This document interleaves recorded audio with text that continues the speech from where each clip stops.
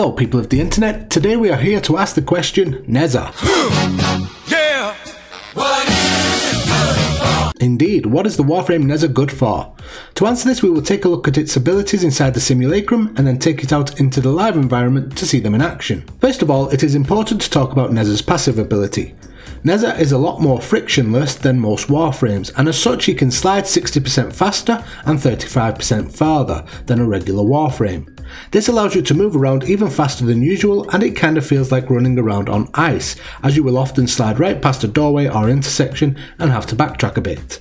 Players that are used to using mods such as Maglev will already know the feeling, and as a matter of fact, the passive does stack with mods like this for even more sliding around. Onto Nezha's main abilities, we start with Firewalker. Blaze a trail of flames, scorching enemies and cleansing allies.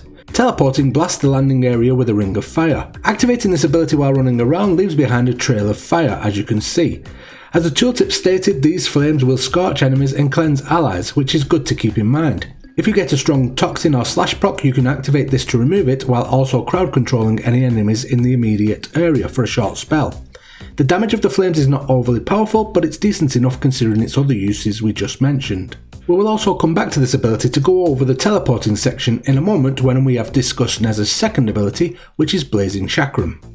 Hurl a flaming ring that sets enemies ablaze, making them vulnerable to any damage. Flaming enemies drop restorative orbs on death. Charge to amplify the power of the ring and reactivate to instantly travel to the ring's location. So as the tooltip states, you can throw the ring on Nezha's back to achieve multiple results.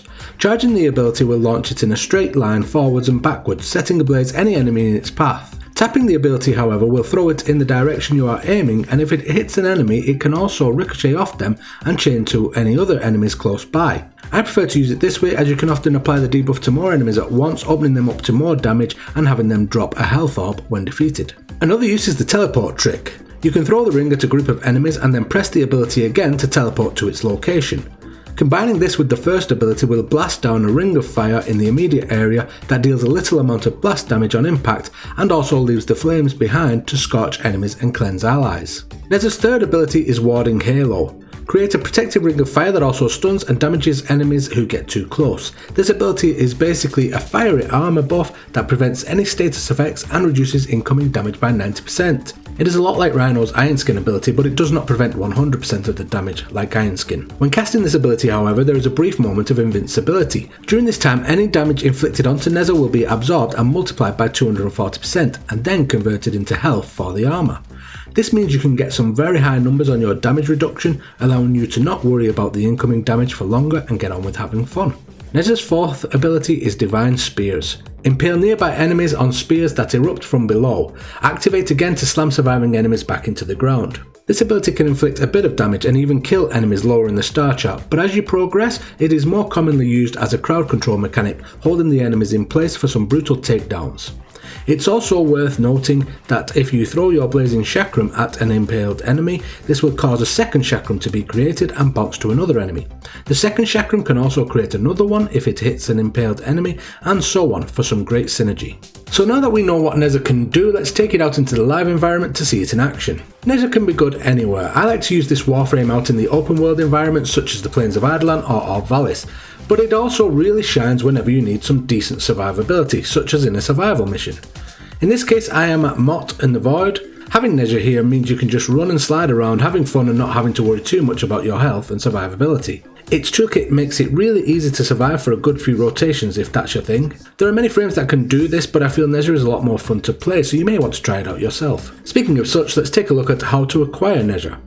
Nezha is one of the few Warframes that you can pick up from your clan dojo. To do so, you will need to either create your own clan dojo and apply a Tenno lab, or join a clan that already has one. Then you can access the lab and research Nezha's blueprints. Once they have been researched, you and your clan can then replicate the blueprints for a few credits and then head back to your orbiter to craft them and ultimately craft this Warframe. So there you have it. We have taken a look at Nezha and what it is good for.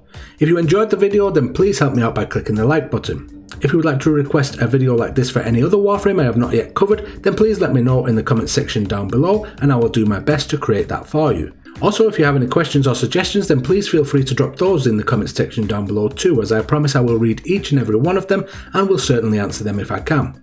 Please remember to subscribe and hit the notification bell to be notified when the next video arrives. Thank you very much for watching, and I'll see you again next time.